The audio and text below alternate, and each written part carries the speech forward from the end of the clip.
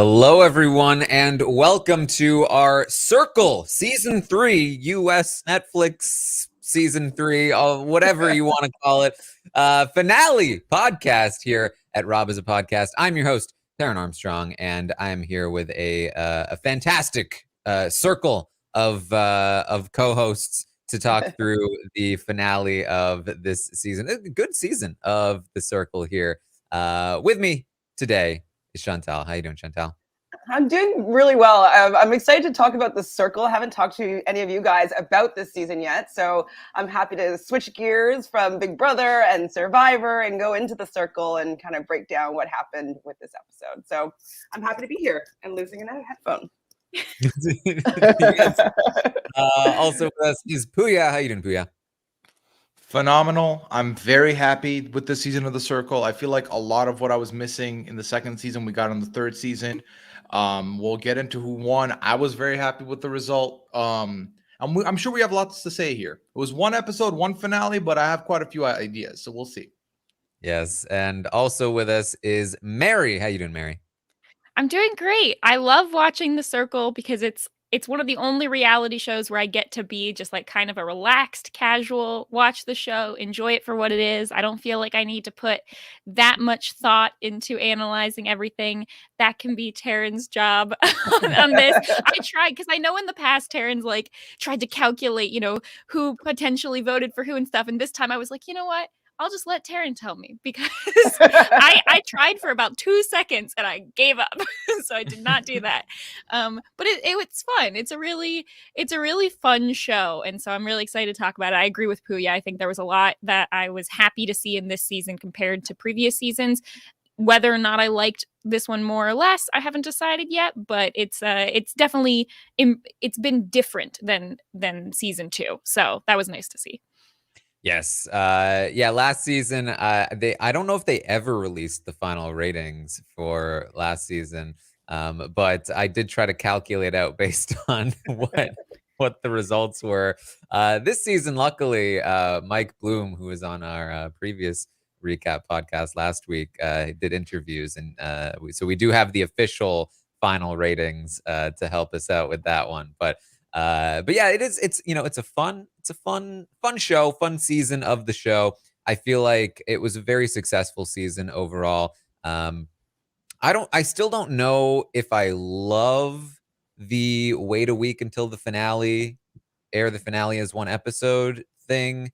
But it certainly, I'm sure, helps with this whole spoiler situation. You're not trying to binge like 4 or 5 episodes at once in order to not be spoiled. That is very nice. But beyond that, just like waiting a week and then having one episode be the finale, it does kind of like the momentum has been killed a little bit, Chantele, I feel. Yeah, no, definitely. It didn't help me not get spoiled, but like I still got spoiled on Wednesday. I'm like, oh, I haven't watched it yet. I was about to. So I don't know if it really works with it, with it just, you have to watch it right away to not get spoiled.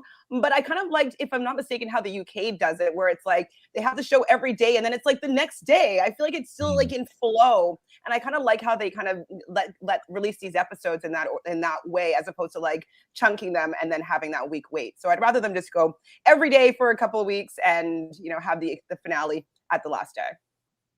Yeah, I'm not gonna lie. I just always have hashtag The Circle muted on Twitter. Like I never unmute it. So like I will tweet about, like I just tweeted out that we're going to talk about The Circle. I don't even see my own tweet. It's just consistently muted because even in the UK when it's every day, it's still like I can't keep up with that as easily. But certainly with how Netflix drops them 4 at once, it's definitely tough. Like for me, there's a couple shows that I've just accepted. I'm never going to be part of the live tweeting crew with them. The Challenge is one, The Circle's the other. They're always muted. I'm okay with that. I watch it at my own accord. And then if I want to discuss it, I know who to contact to reach out to talk about. But I feel like I got lucky in that I didn't talk about the week 3 batch of episodes on the podcast. So I didn't watch them till Monday. And then Monday and Tuesday, I watched like a couple of piece. And then by Wednesday, I was it flowed well for me. But I feel like if you're sitting on it for a week, you might forget what leads you to where you are at the finale, which I do feel like I could see a little bit of potentially. But also it doesn't help that the final ratings typically are so different than everything everyone's doing for 12 episodes that it's almost like more difficult to piece together anyway. So it's always a bit of a mess. Yeah. Well, you know, we all know that my Twitter, when I click on it, it just takes me to Boston Rob's homepage, so I don't get spoiled on anything. That He's I an saw. avid Circle fan, though, right? I don't know. I mean, I learned a lot about cooking and golfing and pickleball. Hurt his hand. Yeah, hurt his hand. I did see that. I saw exactly one tweet about the Circle throughout my time watching it because I did watch the entire show this week. So I somehow had not been spoiled on anything except for one tweet from Will from America saying, "Why do we hate Nick?" and not happy about that, about the Nick hate. But other than that, that was the only thing I was like, "Oh, so there's a person named Nick. Okay, I'll have to figure out who that's gonna be." But I didn't get spoiled, but I was a little bit surprised by the outcome. Truthfully, I feel like the last couple seasons I had pretty much pegged who I thought was going to be the winner by the time the finale rolled around, and this time I was a little bit more surprised. So we can talk about that. Yeah, I feel like I I don't think I've watched a season of The Circle apart from the very first UK season, which I was not like, I watched it a little bit after the fact. So I wasn't there for like the live discussion, but every subsequent season of The Circle that I have watched, when I have looked at what people were saying about it after the season ended, every single time the discussion is had, they have to change how this ending works. Nobody is ever satisfied with the ending. I've never seen a single season of The Circle where people are like, that was good. Even when somebody they like wins, they're like, that was still weird and lame.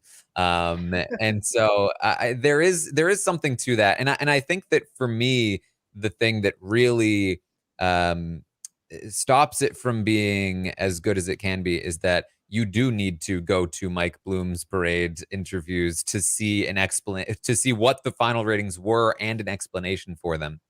There we spent like a good 10 to 15 minutes at least talking with the players and are you gonna date? Are you gonna double date? We could have spent that time after the reveal, in my opinion, talking to the players and being like, well, what did you rate and why? To explain how the person won. I feel like that's such a needed element to the show that we just don't get. Yeah, I feel like I have to kind of take The Circle, at least in the way it's built now, differently than other shows where I have to accept like it's not trying to be a strategic show in the same way that other ones do. And I know that since it came from the UK version, which is classically less strategic than a lot of American reality TV, or that's just like not that they're more personality based. And so I think if you watch The Circle and just like the experience of figuring out, like watching Catfish, see how they can play, do it, because my argument's always like, it doesn't matter if someone's a catfish or not. And we actually did get some people saying that this season of, it doesn't matter if they're catfish, it doesn't matter what their picture is, it only matters which relationship I have more with.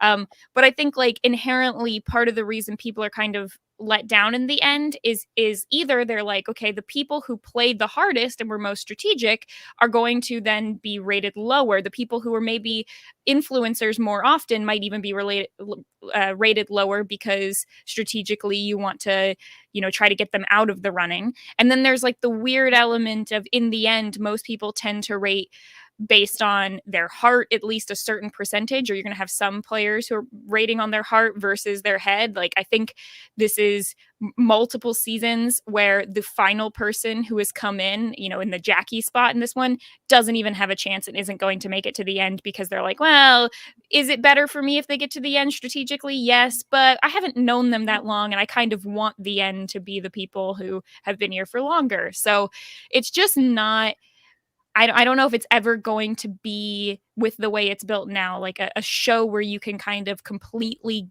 game it out to the end and feel like you have this like really, really satisfying winner, unless you're just like, I want the satisfying winner to be just a fun character. And that's, what it is a lot of the time. But is it now that we're... Yeah, go ahead, Chantele. Go ahead. I was gonna say, is it now that so everybody that goes on the circle can't really want to win? They just kind of have to be mediocre. They can't be too likable. They can't like try to figure out how they can get themselves to the end. They just have to stay in the middle, not be that great, and then get the win in the end. Hopefully, like it's just like for me, like I'm crunching the numbers. I'm like, well, they have to put this in to do this if they're gonna win, and like that's what I find satisfying and fun for me. And so the fact that it's hard for them to be able to try to facilitate their win, I feel like the game is kind of broken in a sense that like as a strategy game, it doesn't really work very well.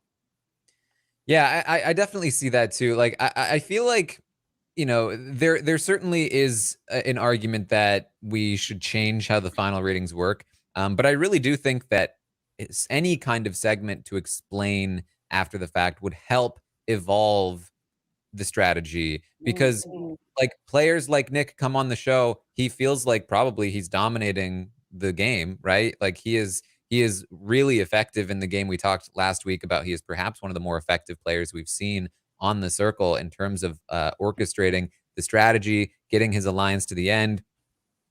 Probably doesn't really realize that that is not an effective strategy at winning the show, and ultimately ends up in last place of the finalists because of that, right?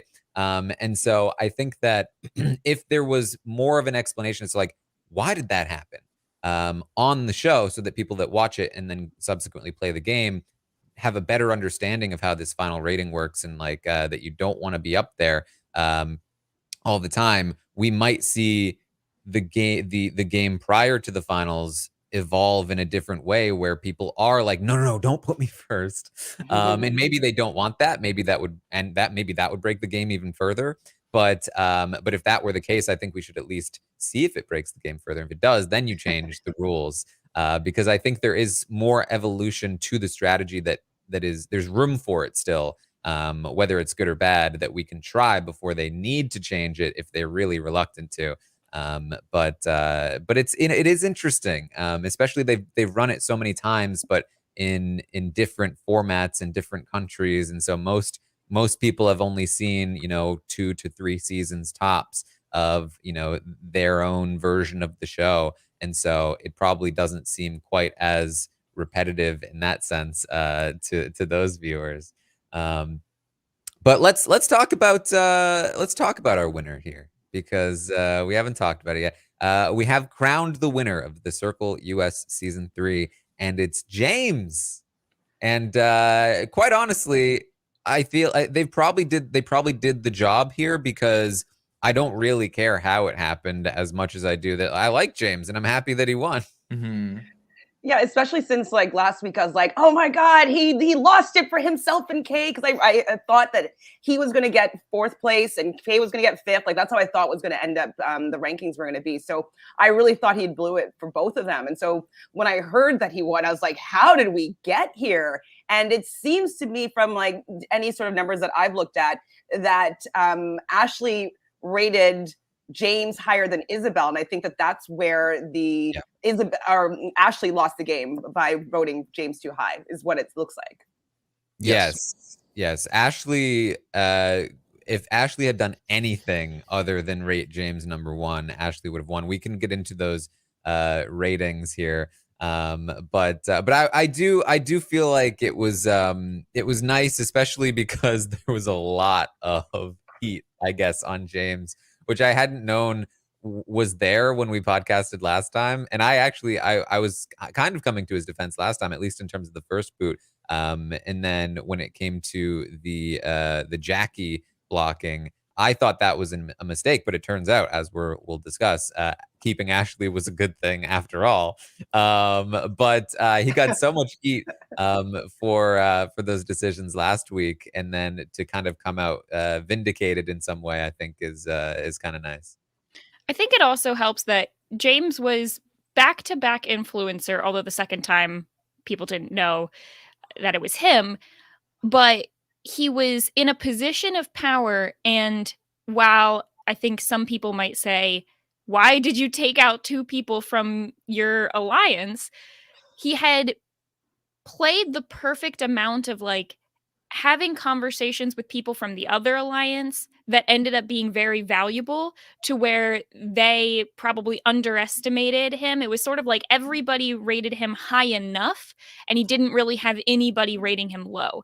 Whereas if maybe Daniel and Jackie were in the game at this point, I think that's where you see more likely that someone maybe like Kay goes higher, because you have more people saying, okay, I want to vote the person who I feel like is, whether it be the leader of my alliance or the threat of my alliance, I want to vote them high because I would rather them win. And instead it was people on both sides voting for James. So that really helped him. Obviously he couldn't have like predicted the Ashley situation, but they had a really good conversation and relationship as well, which is also why James didn't want to, have Ashley leave, and ended up making those decisions. So it worked out really well for James, but I don't know if that's necessarily something that's super replicable, even in another season where there are two firm alliances. I think a lot of people are going to look at this, and if the internet and the fans were saying, oh, why did you vote out the people from your alliance? I think that that's something that maybe in the future, if you're in that scenario, you would stick more firm with your alliance, just to not have that blowback. Yeah, well, it's interesting because you look at the final five, and three of them are members of the band, right? So they're together.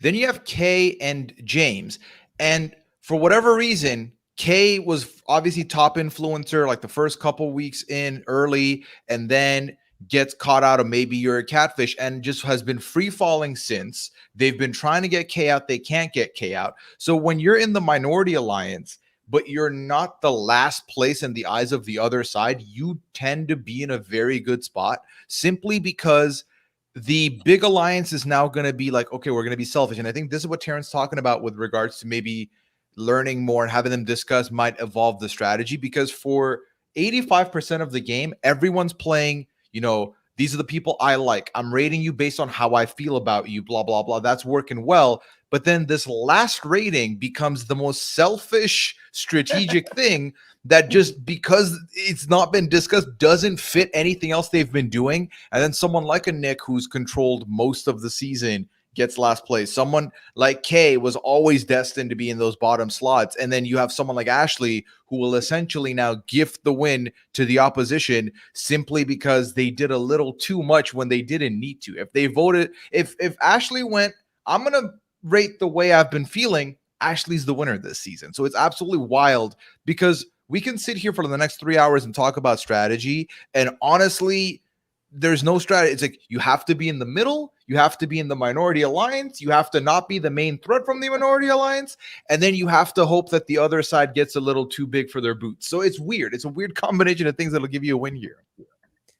Yeah, I mean, prisoners' dilemmas are very popular nowadays here in the reality sphere, but it really is when it comes down to something like this, where there are three people in one alliance and two in another, it becomes a prisoner's dilemma for the majority alliance, because if they all stay true to their alliance, and they put each other 1 and 2, then they guarantee that they have a 1 in 3 shot at winning the game, because the other side only has 2 people and they will automatically be out. You've gone from 5 to 3. And that is essentially what alliances do, right? They say, hey, instead of a 1 in 10 shot, we're going to have a 1 in 4 shot by having a 4-person alliance. And they get down to 4, and then they duke it out from there. But this really accelerates that betrayal process, where they now have 3 and 5. But it's their final chance at influencing the final outcome. So they can stay true to their alliance and go 1 and 2 for their alliance members. Or if they are the one person to not do that from the 3, then they can probably take the whole win if the other 2 members of the alliance vote for the alliance in the top spot. Then they can be, if they're clever enough, they can be the ones to flip-flop it a little bit, mix up the ratings a little bit, and now all of a sudden you are the winner. But if more than one person does that, then the people in the minority, who have very little incentive to go against each other, are almost automatically going to win, because 2 of the majority chose the selfish option in the prisoner's dilemma. And so that is really, I mean, that's a really interesting, to me at least, dilemma for the players. And I again, I'm going to say I wish that we explored it a little more about like, and I wish it was a little more public knowledge about like, okay, if you are in the majority, let's explain this dilemma and let's explain their thought process as they're trying to figure it out. Like, what do I think? What do I think that Big Nick Energy is going to do here? What's Daddy Nick going to do? Is he gonna stay true to us, or is he going to try and take the win for himself? Is he fine with a 1 in 3 chance unless we betray, or like that? Like I don't know if everyone else is going to stay true, so I might as well go against it. But then if I go against it and everybody else does, then I'm definitely losing. That is really interesting to me, and I feel like that I think helps sell the final outcome a lot more. To be like, okay, why did James win? It's because Ashley went wild and put him in first place. It's because Isabella decided to betray the band and put James in second place, thinking she was being clever, right? And Ashley put Nick in third, so didn't even give him one of the top 2 spots. So yeah, and it's something where I feel like in this show, unlike all the other shows where there's some element of discussing with amongst the jury or the final people how they're going to vote or whatever, since you're left by yourself, I can totally see why some people would say, and we saw James do it, okay, I've crunched the numbers, here's all my predictions, but I'm so lost and it's too hard to think, 10 steps ahead of what each player might vote, that I'm just going to, never mind, I'm just going to vote with my heart, because at some point you're kind of more determining, if you don't want to be super strategic about it, you're more determining who do you not want to win rather than who do you want to win. And so when it comes down to the point where you're like, you know what, I just really don't want Nick to win or whatever, that's where I'm going to send my votes, instead of trying to be strategic where it might give me a higher chance, but also, on the flip side, potentially give me a lower chance and allow Nick to win or something like that. So I think they had to worry about like the number one, because like if it's a tie, it's whoever gets the most number one rankings is going to be taking that win. And so I would really be thinking about whoever I give the number one, be expecting that they could win the game. And so if she didn't, like, it surprises me that she didn't expect that James could win the game with her ranking him number one, because it just makes it that much more likely that he's going to snag out the win. Yeah. So in terms of like talking through the strategy of this, because this is really interesting to me, and we'll get into the funny parts as well. But there was a similar situation that happened in, and so I'm going to say spoilers for season 2 of the UK version of The Circle. In that season, there was an alliance that made it to the end. There were 3 people in the alliance that made it to the final 5, and 2 people outside of the alliance in the final 5. And that alliance stayed true to one another. They each put 1 and 2 for the other people in the alliance. And randomly, one of them ended up winning. The leader of the alliance, the figurehead, ended up being not winning, right? Because that was, not the good place to be. And then the 2 lesser, prominent figures of the alliance were 1 and 2. And that's because they stayed true to each other. And basically, that situation is what it's most likely going to be when you are in that spot, right? Especially when Nick is the most prominent person. When we were calculating out the potential results of this finale last week, we were looking at Ashley as the probable winner. And then when I saw them doing their ratings, I was like, Ashley is almost definitely the winner. I mean, everything was lined up for Ashley to be the winner. And if Ashley had, been loyal to the band, then it would have been Ashley as the winner. And so that is another factor in sort of like this end game strategy. If you are part of a 3-person alliance here, if you are not the figurehead of that alliance, then it's probably not a 1 in 3 chance. It's probably a 1 in 2 chance. But if the figurehead of the alliance knows this, then they might be the one to backstab in order to have a better chance themselves.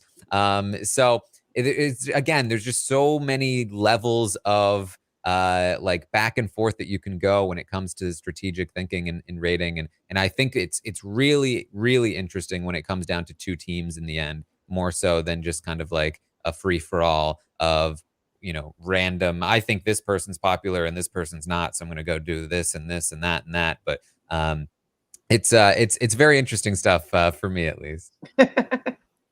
So let's talk. Go ahead. I like that during the season they'll have different ratings where it's like, okay, for this rating, it's just the top person that's going to be the influencer, or we've gone completely based off ratings, the last person's out. I like when they do stuff like that because it'll make people have to maybe change up what they're doing. I wanted to introduce this idea. What if they don't tell them it's the final rating? What if they submit the rating and then they're like, okay, thank you. By the way, now it's your final rating. It's weird to think of it that way because I do think if they did that, then the band is going to reward their guy, Nick, with the win potentially. Like one of them would win. Whereas because they decided to take fate into their own hands, they actually accidentally handed it over to the alliance that was more loyal to themselves by giving each other first and second. So I'm just thinking of if they mess with the format maybe once or twice, it'll loosen some stuff up here and make this ending a little bit more, I don't want to say sensible, but like calculated in a way that you can calculate, because you really can't right now. Yeah, I mean, again, I think the primary thing is just explained. It needs to be more explained. I feel like the primary thing I hear about from people is it just why did that happen? It doesn't make sense to me. So that is certainly a better it will be a better explained ending. I think I think it's going to be hard to trick people more than once. Right. Once you get down to 5, it's like, oh, it's not the final. One more rating, and then you'll have the final rating. Nope, we tricked you. It was still a final 5. Like, next time they're not going to be fooled. So then you have to go like, okay, final 6 heading into final 5.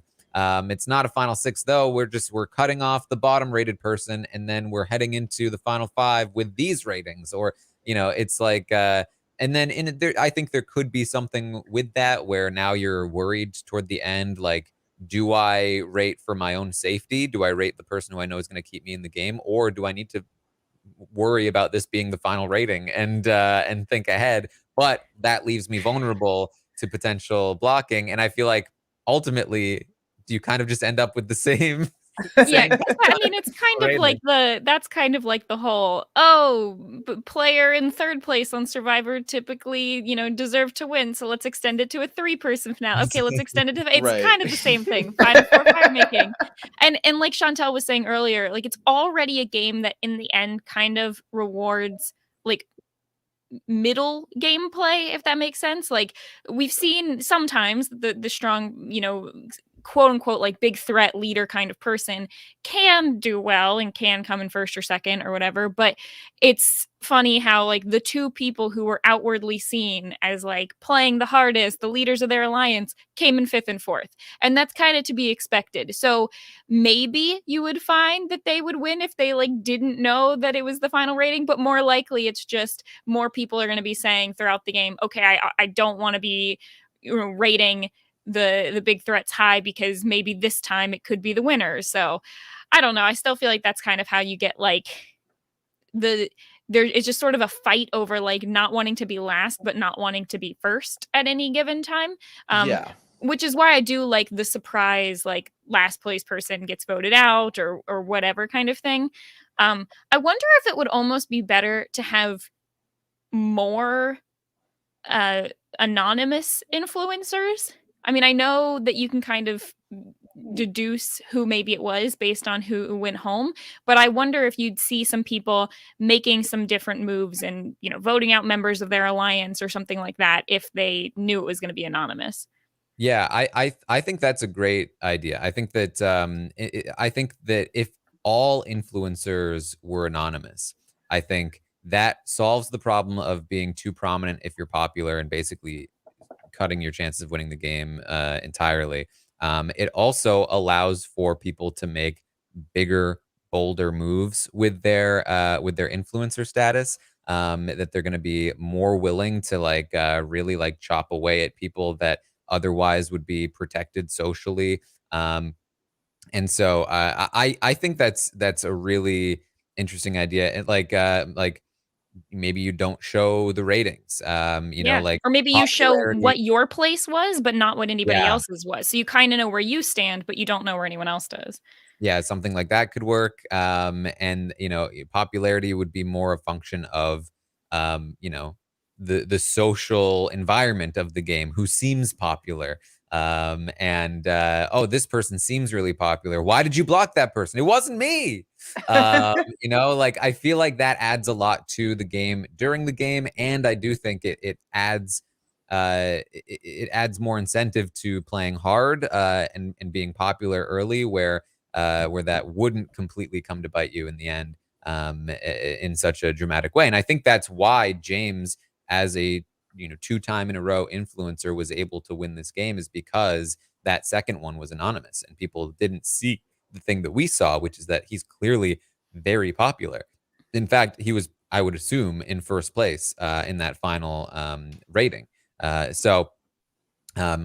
like that idea a lot, and I think that's something that that they could definitely incorporate. Especially because it adds more to this whole catfishing burner account, like Yeah. The anonymous detective stuff, I like love which they it. love. Yeah. It got me really excited thinking about it. I'm like, oh my God, everyone would just be forced to strategize. They'd be forced to be thinking about who could it be?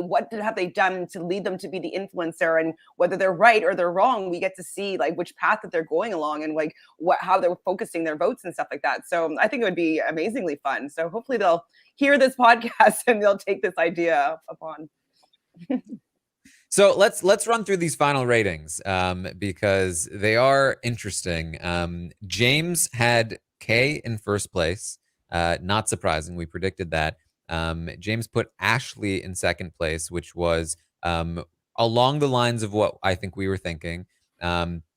James then put Isabella in third place and Nick in last place. Not super surprising here, I think, here from James. Ashley, he just had a stronger connection with. And then Nick was more of a strategic rating, to put below Isabella, because he knew Nick was his fellow anonymous influencer, and a three-time influencer in a row. So he wanted to make sure that Nick moved down. Ashley is the key here. We'll skip over Ashley for a second. Isabella puts Ashley first, which it was huge for Ashley. And again, something that we anticipated, thinking Isabella will probably stay loyal to the band, but probably put Ashley above Nick, thinking that Nick is going to be too popular. Because that was such an obvious move, it became the not good move. Nick got buried in the ratings and definitely did not need to be moved down at all. And then James in second, which obviously was the key to, again, a major key to James winning this. James in second, Nick in third.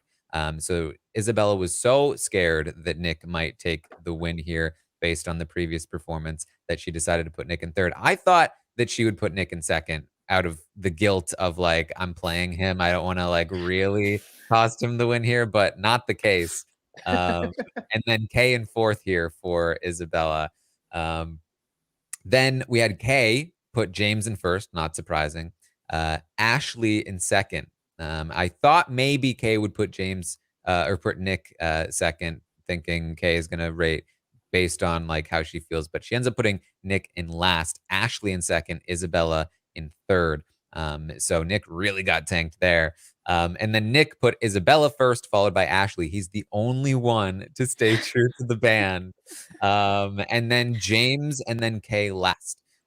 So another very important connection that James made for Nick to put him third instead of fourth. And I say all of those are important because the final scores end up with James and Ashley tied. So every single one of those placements where he was just one above where he might have otherwise been, very key.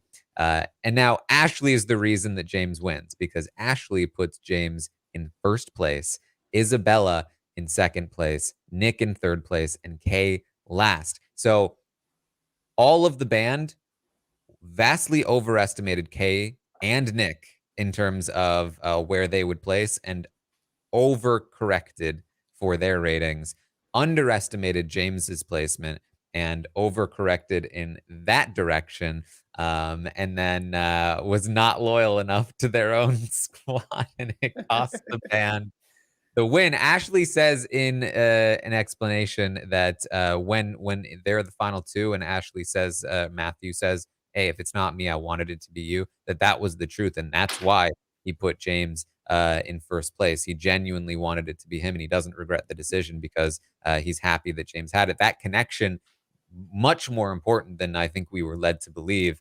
in the episodes, because we really only saw that one conversation. And maybe it only was that one conversation, but very, very key because James and Ashley tie. And so how this works is that this happened recently again in a UK season. They break the tie by how many first place placements they got in the final ratings. So Ashley only had one from Isabella, and James had two from Kay and Ashley. And so James ends up winning it there. Ashley in second place, Isabella close behind in third place, and then Kay and Nick completely tanked, nowhere near the podium. So some interesting stuff there in the final ratings. Go ahead. Yeah, it's really unfortunate that that turned out that way for Kay especially, and I think that she really, really suffered from having two alliance members out back to back, because that would have changed the ratings a lot if it was fewer members of the band in the end there. But I wish that we had, you mentioned like not hearing as much about Ashley except for that conversation with James. In general, more from Ashley would have been nice. And the end, and a lot of the like reunion talk was about how people felt like Ashley changed the most and she was shy in the beginning. Nick, in the last like 2 or 3 episodes, is like, yeah, Ashley's been my number one since the beginning. I don't even know if we ever really saw that. Like, we just feel like we got almost nothing from Ashley the entire season, which was really sad. I don't know if I felt that. I felt like we got a lot from Ash. I mean, maybe not as much from Ashley the character, but we got. That's a lot what I from mean. Matthew. I mean, Yeah. we got a lot from Matthew, but I mean more like the specific interactions between. It seemed like Ashley was always the player that I had like the least understanding of, especially when you had Isabella and James come in, who I felt like their characters in the game got a lot more like not screen time, but conversation time. It seemed like we saw more conversations. I felt like the Ashley conversation just must not have been super, they weren't about flirting as much or something, so we just didn't see that as often. They were just super effective, not so super entertaining, potentially. Yeah. Yeah, because I feel like they did show us a lot, obviously with they like what they like. They like the catfishes. They like when a relationship is forming through a catfish. So they gave us all of that, but then they didn't really give us anything they did give us some with Ashley, but I feel like Ashley definitely, the conversations with James, they did highlight quite a few times, which now in retrospect, you do see that connection meant a lot for this victory here at the end. And I haven't gone to talk about James at all. From the minute James came into the circle, he was my favorite person. So for me, I'm very satisfied with this win, even though I can still look at it and be like, but you cut 2 people from your alliance in the last 2. You didn't back your team. And how did you win? Don't make sense. I'll live with it. I'll be okay with this. Yeah, I'm happy that he was the winner. I just wasn't expected, and hearing about it before I saw the episode, I was like, "How can this happen? Like, it's not possible for this to happen." And so when they started revealing like the bottom place, I'm like, Nick, and I'm like, well, if Nick is in the bottom place, like Ashley had to have won. Like, how is this possible? But I am happy that James did. I did really like him as a character. I enjoyed his gameplay. I thought those were 2 big blunders. And so I thought that I didn't think he was going to be rewarded for making those I thought were mistakes. But he did. And I'm happy that he was the winner, but it was really not by his own doing at all. Yeah, I mean, this is probably the most surprised I've been at a winner in any Circle season that I've watched, because I was very convinced it was Ashley, like the whole time. Like, I was like, okay, Nick's probably first, then James or Kay. Okay, it's Kay. Okay, now it's James. Isabella. Okay. Now, I mean, it has to be Ashley. And then they're like, it was very close. Like, how is it close? What happened here? And then James won. I was really surprised. Because I was so convinced it was Ashley, especially, like the whole episode felt, like the whole end of the episode felt like it was like Ashley's episode. I mean, it was all about like how well Ashley catfished and all of that stuff. So, I'm getting a little bit of an echo here. I don't know. Yeah, I just started hearing that. Whoever's not hearing it, probably good. It's probably me then. Oh no, I hear an echo. No, I don't. I'm also hearing an echo for what it's worth. Oh no. Who's not hearing the echo? Game of Echo Clue. All right. Well, okay. Well, let's. I don't know. Mary was muted long enough for us. I muted for half a second there. Did that? I don't know if that helped. I can't. Yeah, tell. I don't know. I can't tell. It's not long enough. But sorry guys, there's a ghost in the system. What is it? Vince, get out of here, Vince. We don't need this today. Who's the burner account? I don't know. I'm just gonna start muting people until we. Whoops, that's not what I meant to do. Okay, well, so James is the winner here. Oh, okay, I think it was Chantele. There you go.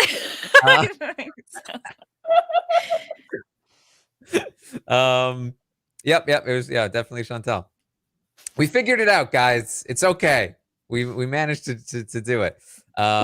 Okay, so let's talk through some of the episode here, because we come back from Jackie being blocked, and James is like, I tried, and they're all kind of like they're all thinking. I think they have to all have assumed that that Nick was at least one of the influencers, right? So with that being the case, I think that definitely leads to what happens there. But we get the final ratings, all of the final circle chat. It's all fine. What did we think of the dinner? The dinner that's not actually a dinner. That there's no food that actually gets served. My first thought is it really that nice? Because I'm like, wow, it's amazing in here. And I'm like, really? Like, is it not register well on TV? Because it doesn't look that fabulous at all. It looks bad, poorly lit. It doesn't look like there's enough lighting in there. Yeah, maybe that's why it looks so good, is because they can barely see. Yeah. Okay. But I mean, I know we're all gonna say the same thing. They need to stop telling us who's coming ahead of time. Yeah. I'll just say that, and I won't expand on it because I feel like we're all on the same page there. Yes, definitely. Had a lot of talk about that in the past. I was just doing some research, looking back at the past seasons, at least the US versions.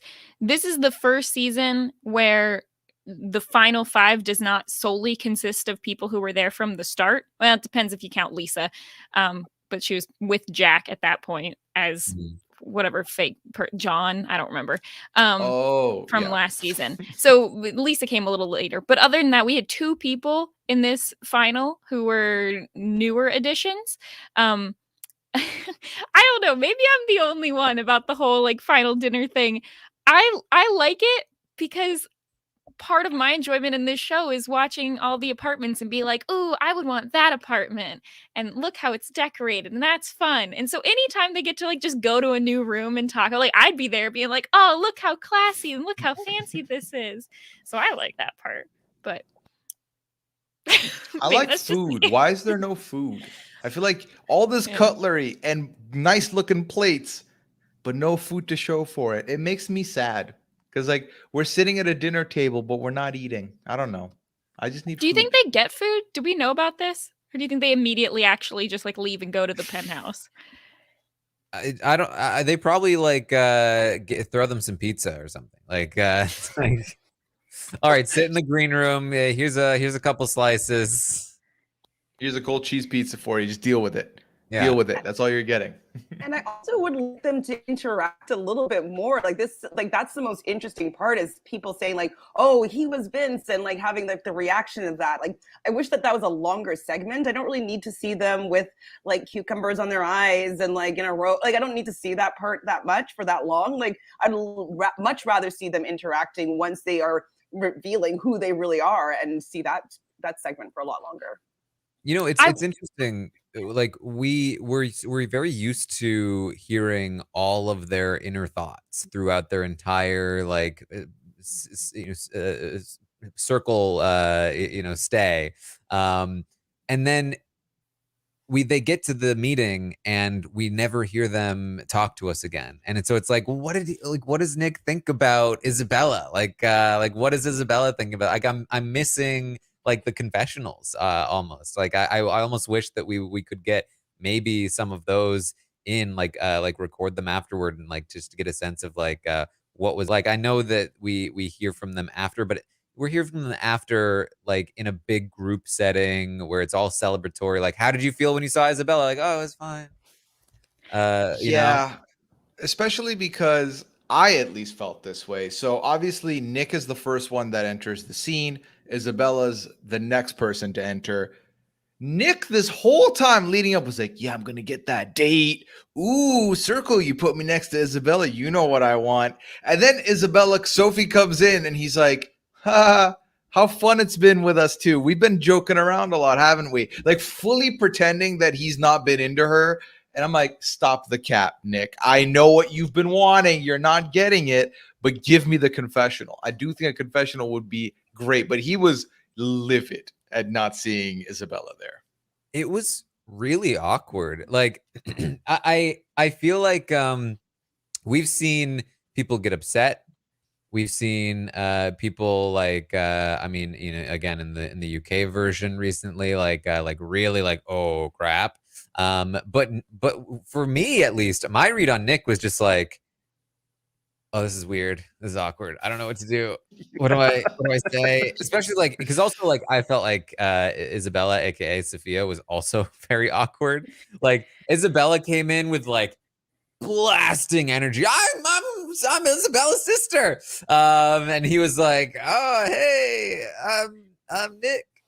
Big Nick energy. And it's like I feel like, you know, like Nick's whole thing is that he's like kind of like a nerdy bro. And I feel like we mostly saw the bro-y side of Nick when he was by himself. And then when he was interacting with other people, it felt a little more like we saw his nerdy side of like just a little bit of like, what do I say here? And he was very quiet in like the group discussions. Like I was like, this is a whole other side of Nick that we never saw.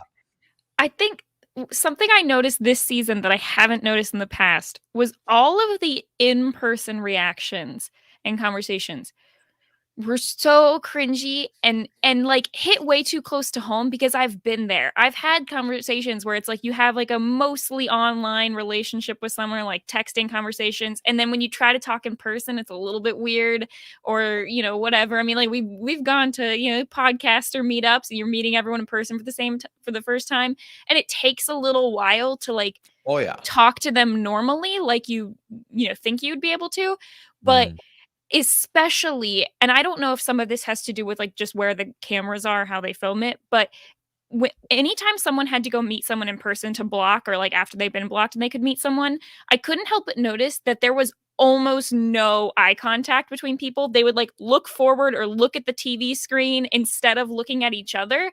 And I was like, oh, this feels familiar. I feel like I've been there. This is hard to watch.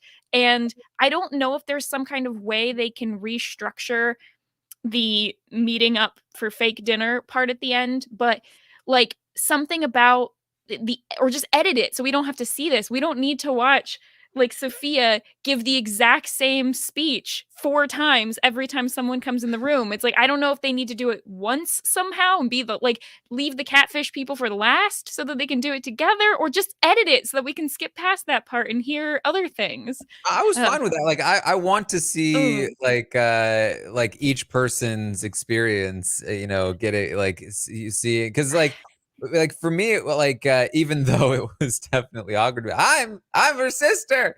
Like I did want to see each person's reaction to that. I like the reaction, but it's not the I don't know. I felt like we spent a lot more time, less time on the actual individual reaction and more time on the explanation of who she was, like 4 times. Well, I think her more than others too was really like, because I think she, we've seen this with the Catfish folk where they don't realize how guilty they're gonna feel until they're at this dinner.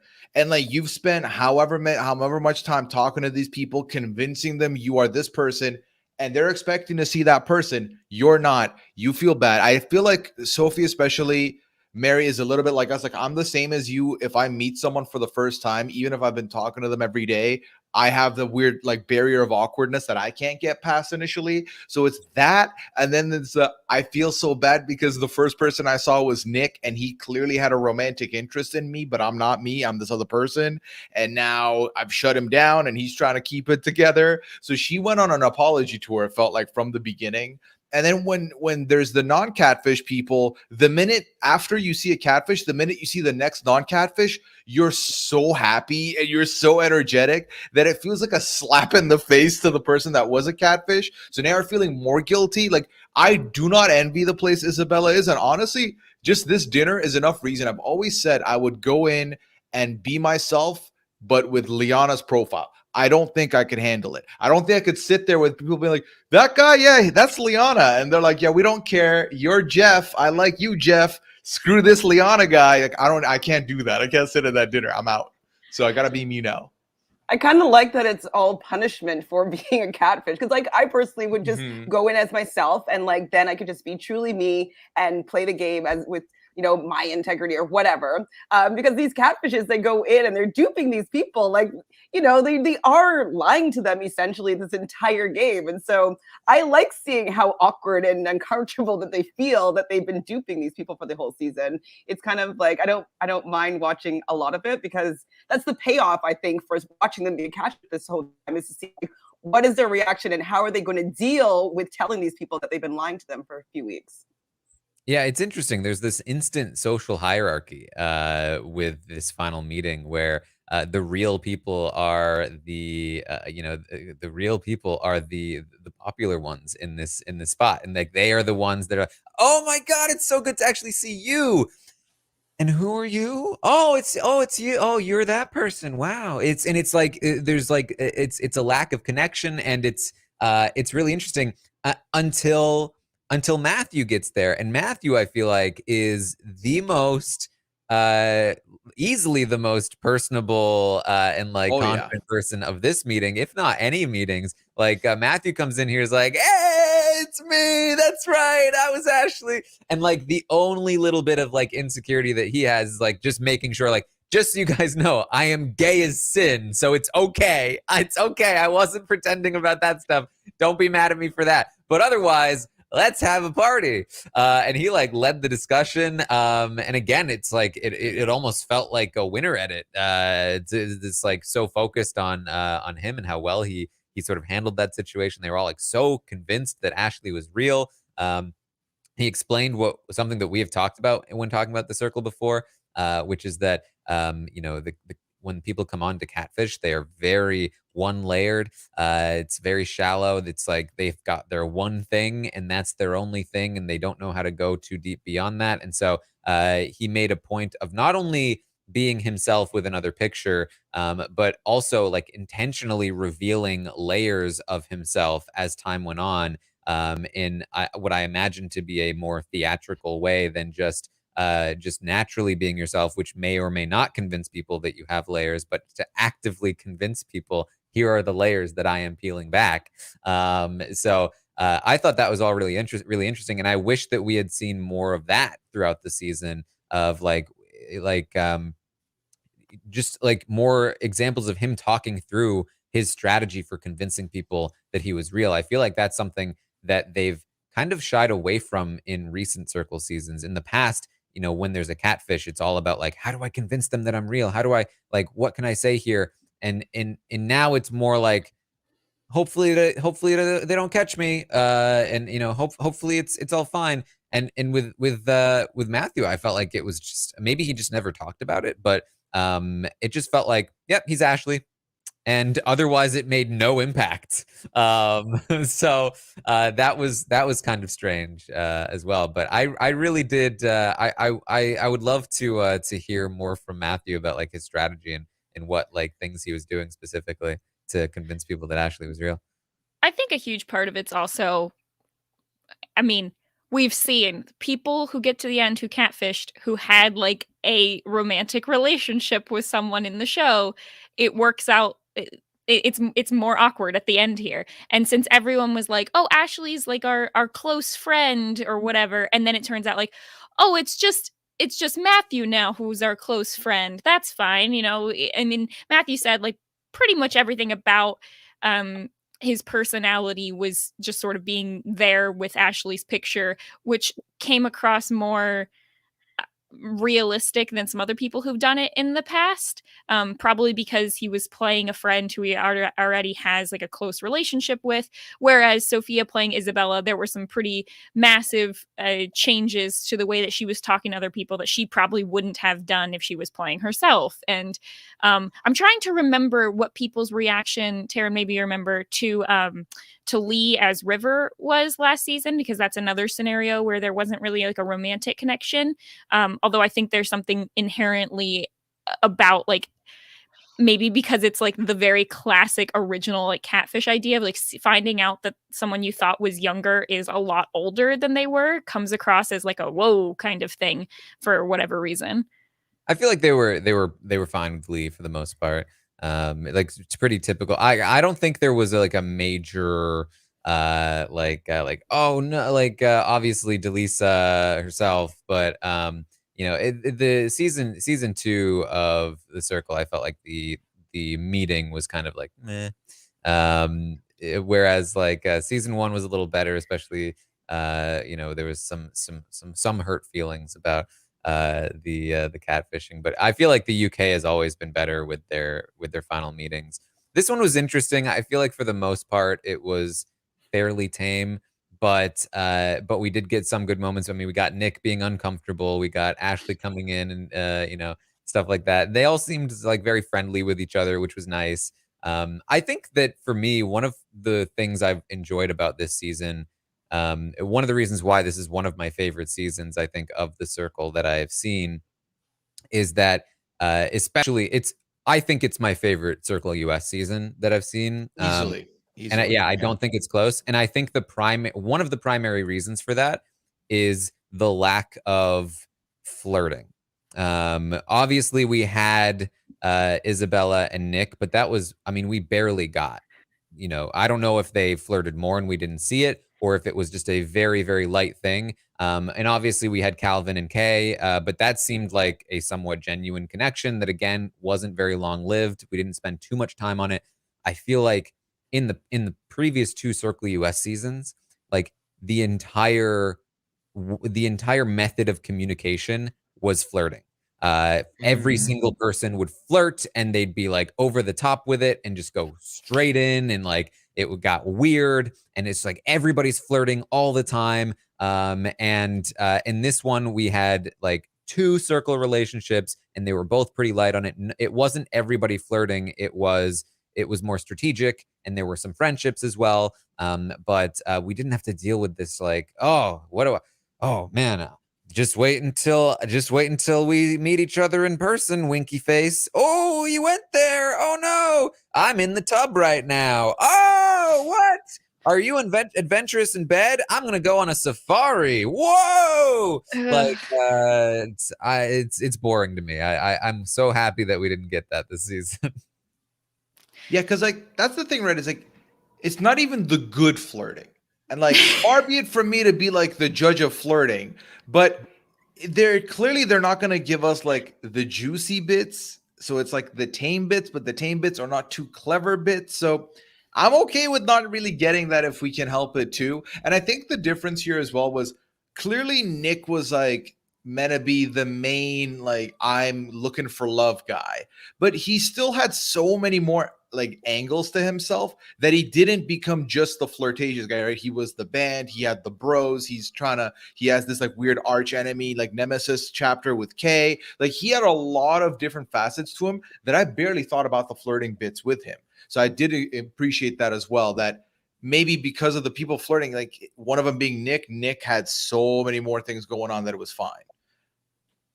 Yeah. I was worried about Nick in the beginning, though. I was like, oh, God, is Nick going to be this guy? It's going to be so boring just hearing him flirt with all the women all the time. But then I was very surprised that he completely flipped that and he turned into be way more strategic than I was ever going to be giving him any props for. So I'm very thankful that he still had his flirty elements, whatever.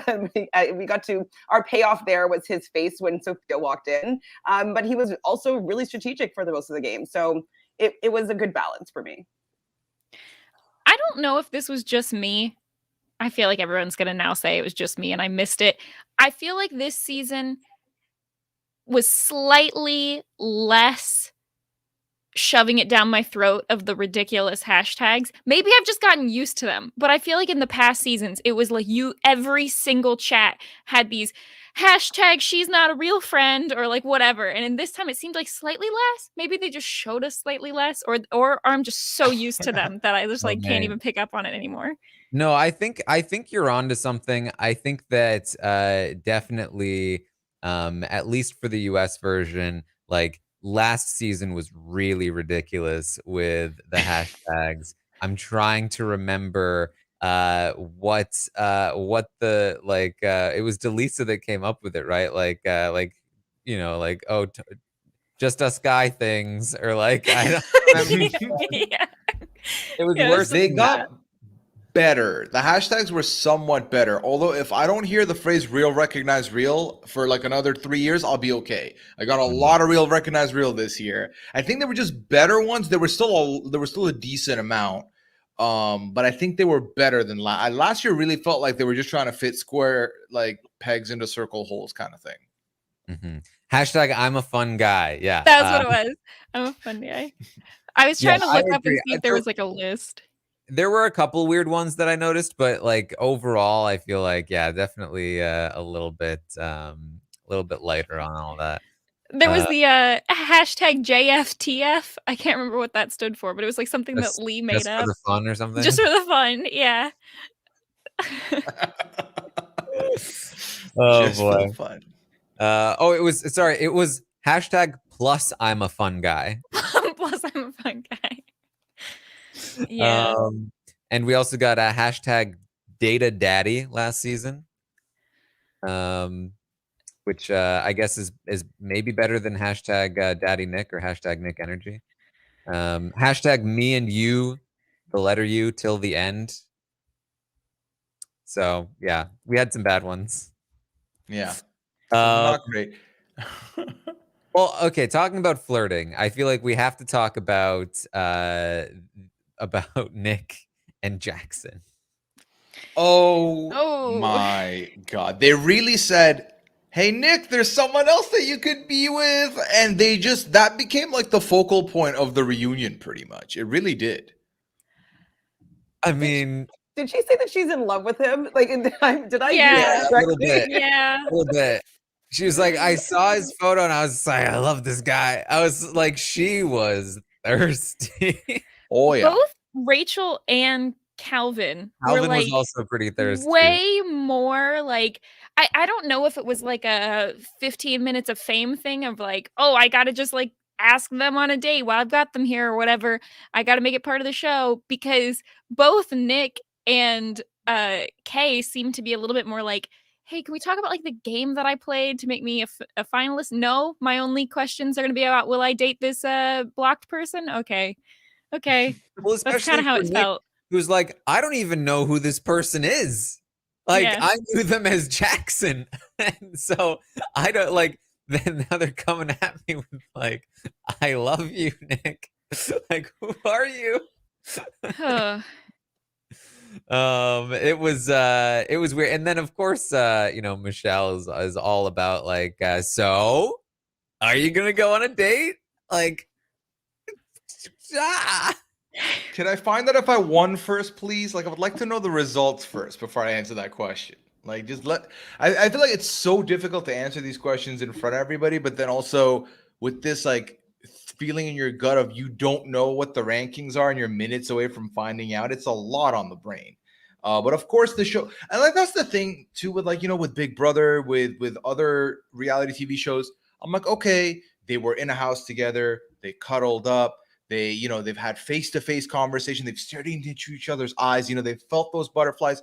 You're in two different rooms with screens up, like, and in this instance, you were catfishing as a bro. Like, there's no world where you can legitimately think that they are going to say that they're feeling for each other in that moment. Like, I just don't see it. I think that Nick definitely was like, wow, Jackson's hot. But like, that was really it. We didn't see much else from them.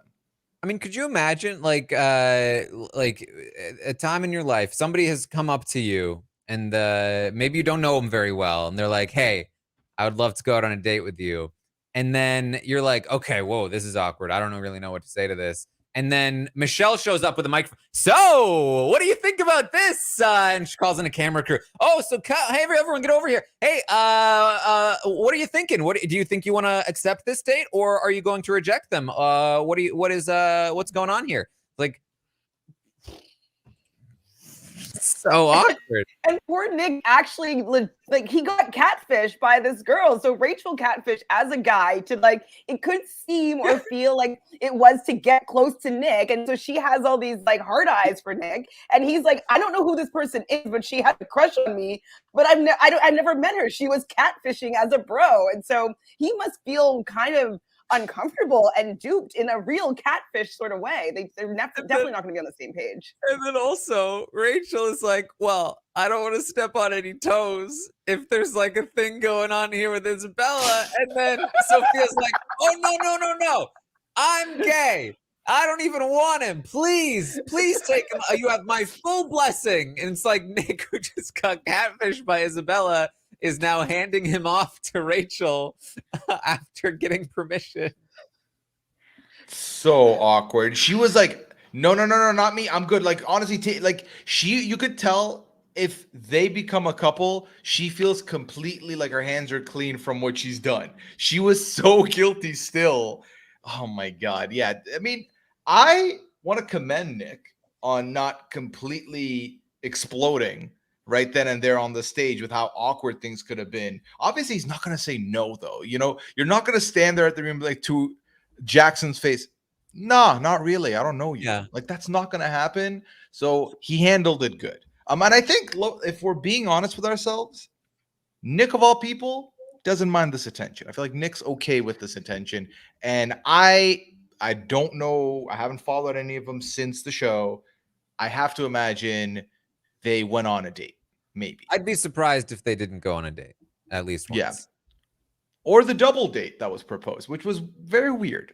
Well, do we think that Calvin and Kay went on a date?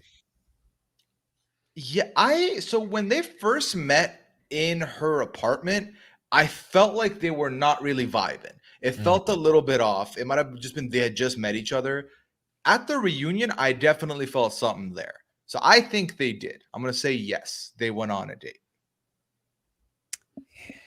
It felt like she was, and rightfully so, whether or not she's interested, it felt like she was a little bit more, I mean, he was very like, yeah. And she was like, we'll see. I wouldn't be surprised if they went on a date, but I also wouldn't be that surprised if they didn't end up going on a date. Yeah, that one to me felt a lot more like her trying to be like, oh, don't put me on the spot on TV because I may not give the answer that you want. Or at the very least, I need to like go talk to this person and meet them a little bit before I say that publicly. It felt really, that one felt a little more awkward to me. Yeah. I looked it up. I can give you the answer. Ooh. They've not even met up since, and she said no, we're not dating. Well, there you go. Wait, what about the Nick and Rachel? Did you look that one up? I didn't. Someone in the chat mentioned that apparently Nick's been very friendly on Rachel's Instagram. So that one seems more likely, potentially. Okay. Okay. All right. Okay.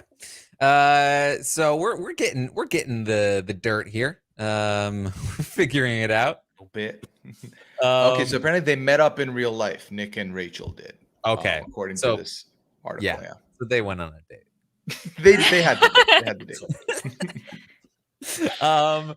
Can we also talk about and this is not meant to really be cruel in any way, but I really loved this moment of them bringing in all of the blocked players, and Jackie comes in. Oh, yeah. Who are you? Who are you?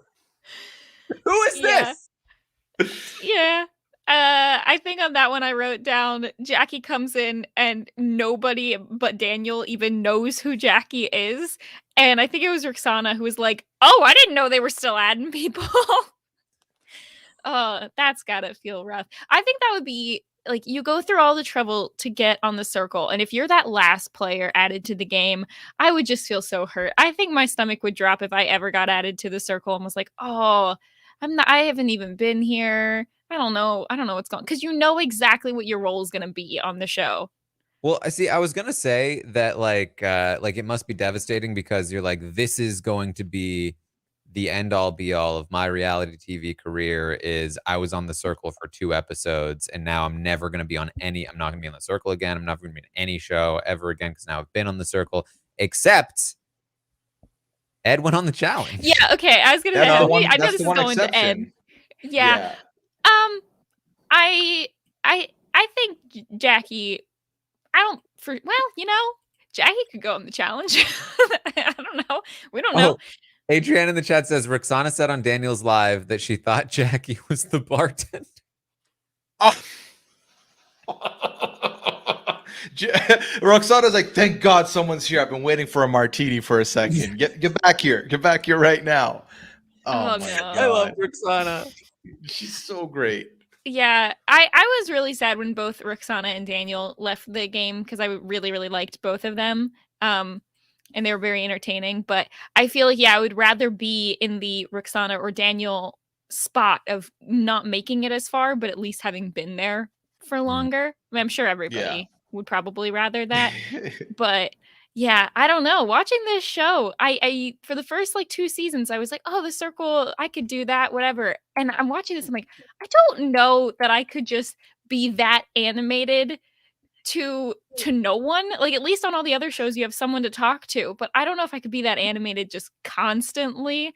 I feel like they must just be sitting there being like, "Okay, what's a wacky thing that I can do that they can turn into a segment? Oh, maybe if I balance this apple on my head." I don't know. I feel like they get prompted though. Like I feel like there's like a producer being like, "Can you do something a little?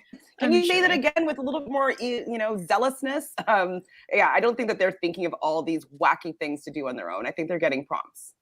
There was one throwaway shot of Sophia, aka Isabella, sitting on the floor having a tea party with I think maybe like a teddy bear. I'm not sure, but there was just like a tea party going on, and there was zero comment on it, zero explanation. It was like a 2-second shot of her. And that was one of my favorite moments of the whole season. If I was to do it, I think at this point I would tim it and have my cat be with me, or a cat with me. I feel like that's the move. Oh, yeah. Some kind of companion in the form of a cat would be phenomenal. I feel like that's the move for sure. Well, I feel like that, like I'd be considerably less entertaining with my cat in there because I'd just be spending all my time with Kellis and not otherwise being entertaining. Like I wouldn't have to entertain myself because he'd be entertaining me. Right. You're like, what are you looking at me for, camera? Pan to him. Pan to him. Yeah. Like, did you see how cute he is right now? Come on. All right. Well, that's it. That's it for season 3 of The Circle. I do think that I think I've seen that they did do a fan favorite vote. And I didn't even know they were doing this, but I believe that the fan favorite vote went to Kay, and that Kay won $10,000. Awesome. Boom. So there you go. I didn't know I didn't see them announce it anywhere. I don't know if I was just not paying attention potentially. Are we getting a David Spade reunion thing for this one too? I was Not that I wondering watched that. last season. I was Yeah. wondering that, especially because like on Netflix, the Circle like box is not After like going party thing? away. Yeah. Well, like usually, like you finish a show and they don't keep showing you the show because you Oh, can't you're watch right. It gets anymore. removed from your continues. Yeah. Yeah, but it's still there. So I was like, I wonder if they are going to add more things. But when I click on it, there's nothing else. So I don't know. I also heard, I don't know if it's a real thing or not, or if it's just allegedly, but that the Circle UK has been canceled and that Netflix has purchased the rights for it. And so now it's going to be potentially being filmed in the US. So what I understood, and I've not like looked deep into it since I heard it, like when it first happened, was that the Circle, like the Netflix Circle, will now move in the direction similar to what they're doing with like a Too Hot to Handle, where they're gonna make it more open, where the UK like public can also apply for it, and it'll be more of an international Circle. It's no longer going to be mostly, because I think outside of Chloe, it's been all Americans, and I think they're going to move away from that, and it's going to be more like Too Hot to Handle, where like someone could be someone's Irish, there's like a French person, there's a British person, so it's going to be more open for applications and stuff. So I think, and I assume they're going to keep this whole apartment building was built for the Circle. They're not going to just abandon it, right? It'd be a great Airbnb experience, though. I'd go. Yeah. I'm seeing in the chat somebody said that that Chris from season 1 is hosting a reunion. And I'm seeing a YouTube video of Circle season 3 reunion, Extra Circle episode 3, 13 minutes long with Chris here. I forgot that Chris did a cast assessment at the start of the season that I didn't watch because I wanted to go in blind. I forgot about that. And yeah, he's talking to James, he's talking to Matthew, and here's Kay and Daniel and Jackie. Oh, it was 2 hours ago. He's just talking to a TV screen with them on it. Oh, so. And it sounds like, is James in the chat right now? If so, congratulations, James, on the great win. Very no way! Look at my guy. Yeah, congratulations. Yes. Congrats on the win. It's do we have any questions for James? Can we ask him a question? Oh my god, yeah. Pressure. I feel like we learned a lot from Mike. Mike did such a good job with his interviews that I'm like, yeah. I feel pretty solid on his ratings. I want to know if they ate anything in that room. Did you eat? Did you eat at the reunion dinner? Can you tell us when y'all met? Did you eat? Did they give you any food?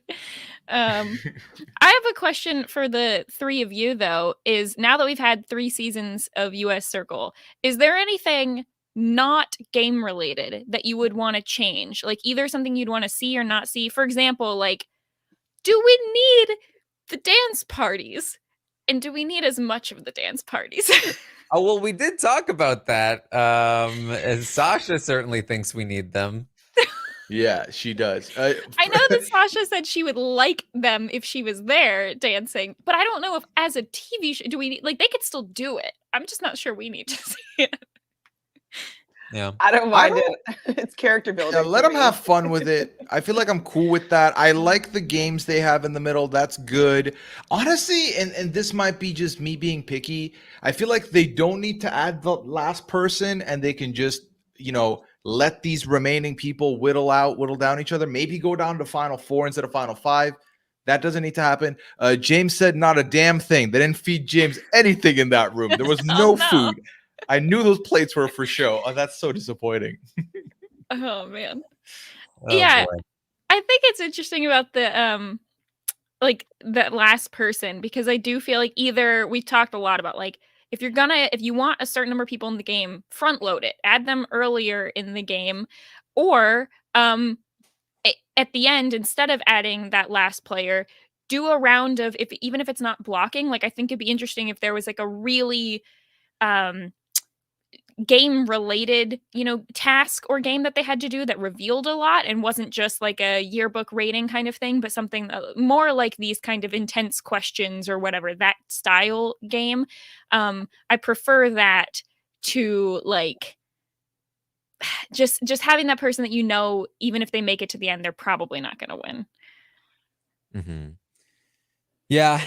I mean, I feel like there's, and the thing about the Circle too is that like it's such a loose format to begin with that like there are so many different experimentational sort of like things that they could do and avenues that they can explore. So I think it's a thing that they could try for sure. I kind of want more dress up stuff though. Like I'm a person that loves Halloween, loves dressing up, loves wearing costumes. So I do like the excitement of like, what are they going to get in the box at the door? And what kind of outfits have these producers created for them that they have to wear? So I'm into more costumes. If you might not be though, Mary. I like the costumes. I think it's more so like have one dance party. Like I feel like we had like 3, but at least we didn't have any dates this season. Oh, I forgot about that. How can you forget? How you forget about Rebecca going on all the dates? Oh my gosh, that was the most dreamy thing that I've ever had. The stars aligned. James in the chat says, "I love how the end ratings work." I bet you do. Absolutely. I mean, I said it. James, I'm glad you won. You were my favorite. So. Page. Yeah, we'll take it. We'll take it. I was really, really satisfied with like the proof that somebody who does come in later can do well. I liked seeing that. I know that that's happened in other in non-US seasons, but I was glad to see the proof of that, which I think is part of the like just this season in general felt more strategic than some of the other ones did. I did like when James calls his girlfriend to be like, I won. She was like, I don't, you're lying to me. He's like, no, look in the back. Like they'll say hi. And then everyone's like losing their mind. Like, see, I won. Believe me now. It was great. That was a great moment. I did forget that they do that at the end of the seasons where they'll have the winner get one call out. So it was fun. Yeah, I like that. I like that personally. Honestly, like any amount of those moments, we don't usually get that. We certainly don't get that sort of thing on Big Brother. But even like Survivor, you'll see them like run and hug their family, but you don't get like the conversation usually. And even if it is awkward, because sometimes it is, especially like when it's like on an iPad, like. But it is cool to get to see like that moment, especially because he was like talking about her throughout the show. I think it's funny though when he held up the iPad and was like, yeah, like look at all the people behind me, and she's like, I don't know who any of these people are. Like I haven't watched the show. I don't know the cast. I love that. All right, well, anything else that we wanted to talk about here from the Circle season 3? No, I mean, honestly, it felt like Netflix did it in very quick succession. Season 2 comes out immediately in like 5 months. Season 3 came out. I was like, I think you're doing too much, Netflix. Maybe space these out. I'm so happy they did one back to back because I ended up enjoying season 3 so much. Like you mentioned, Taran, it's my favorite of the US seasons. So if it gave me a reminder that I do love this show a lot. And when it's good, it's very good. So I had a good time with it. It was very fun. James in the chat, I can't do BB. I talk too much crap. It'd be fun though, James. On the live feeds, it'd be fun. I would love to see that. Make the first Circle to Big Brother transition. Yeah. Make it happen. But do it before Ed does it. I feel like Ed's going to find a way to get there. Ed's working on the clean sweep. Yeah, remember when Ed's it was... Yeah, go ahead, Rob. Remember when it was Big Brother, Amazing Race, Survivor? Now it's like Big Brother Challenge, Circle. Yeah. Isn't Chloe also working on like her third reality show? Well, Chloe was in the the teaser trailer for the next season of Love Is Blind. Yeah, I saw that. I've been told it's a joke. Like it's not. Man. She's not actually going to be on. Yeah, so I guess that makes sense. The first gauntlet. Yeah, the first Netflix gauntlet. Yeah, it But I kind of mean, defeats the purpose if everybody knows who she is yeah, coming in. dude, Ed's gonna in like 2 months. Ed's gonna be boxing Polly Calafiore. Like, what is this world we're living in? It's a Hope he simulation. It makes no wins. sense. Yeah. Anything else, Chantele? Any final thoughts on the season? I mean, I really enjoyed it. I wasn't expecting to enjoy it. Kind of like you, Pooya. I was like, okay, they just had one. Like, I don't know if they have the formula down quite well yet. Like, maybe just hold off and do a little more research. But they came back really strong. I thought the cast was awesome. I really enjoyed getting to know all these characters. I love seeing them interact. So I thought that they did a really good job. I enjoyed it. There was no part of me that was like, oh, do I have to watch this? Like, no, I really enjoyed watching it. It was a nice little oasis from, the really intense Big Brother that was going on. Like, I felt like I enjoyed the Circle. So whenever it comes back again, I'll be happy to give it a shot and not be like, no, I don't think it's going to be good, because they did a good job. Season 3 was awesome. Definitely a top. All right. Mary, any final thoughts? Yeah, I love that it's a show that is short enough and coming out quickly enough to do experimentation. I'm excited to see more of that in the future. I liked some of the things that they added this season, and hopefully we see some of them in the future, maybe some new stuff too. Play around with it. They don't need to lock themselves in. So I'm enjoying that element of it. Yeah.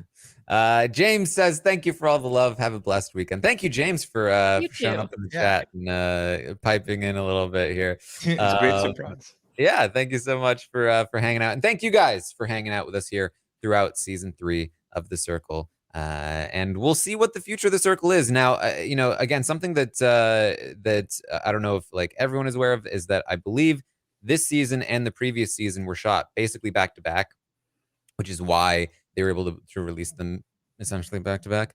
But they shot a lot of seasons back to back, including like the most recent UK ones and all of that. So that to me means that like the next season of The Circle that we get, now that it has been canceled in the UK and there are a bunch of different like new directions that the show can go in, and that's very exciting to me because the fact that with this same formula we still were able to get such a fun season here, I feel like things are looking up here for The Circle, and I'm excited to see where we go to next. But in the meantime, you can find me over on Twitch, twitch.tv/Taran Armstrong, hanging out over there, talking all sorts of reality shows, TV shows, books, and whatever else, as well as playing some games. We're going to be playing some Among Us over the weekend, I'm sure.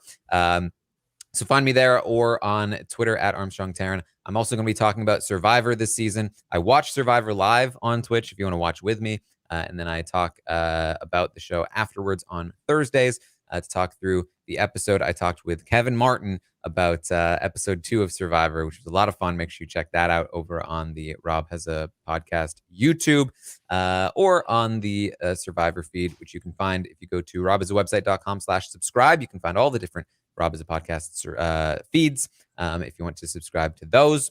Chantele, where can people find you? Well, if you want to find my socials on Instagram @ShanFranFran, and then I have a YouTube channel, Reality Realness, with 3 S's. I go live all the time. I'm going to have such a break. I didn't even know, like, it's so much free time. I'm only going to be talking about the challenge, Bachelor in Paradise. Is that it? It might be it. But lots of stuff going on over at Reality Realness. So come subscribe and hang out with me. All right. Pooya, where can people find you?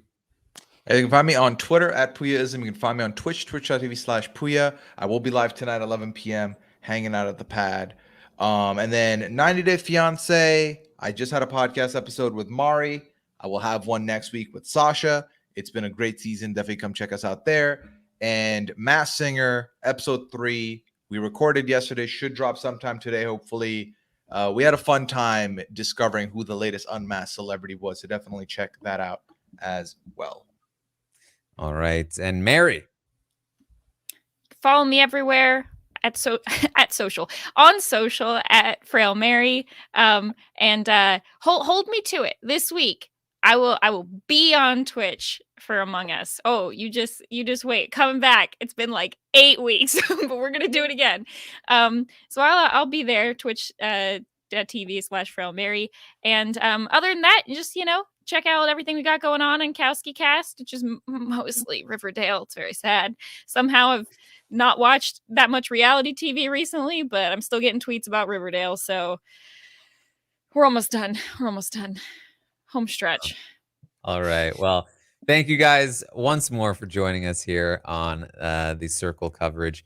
And, you know, who knows when the next season will be? Maybe it'll be in a month, or maybe it'll be in 2 years. At this point, I don't even know. How long was the gap between, you know, season 1 and season 2? But we will be back for you at some point in the future, I'm sure. And yeah, we will see you then.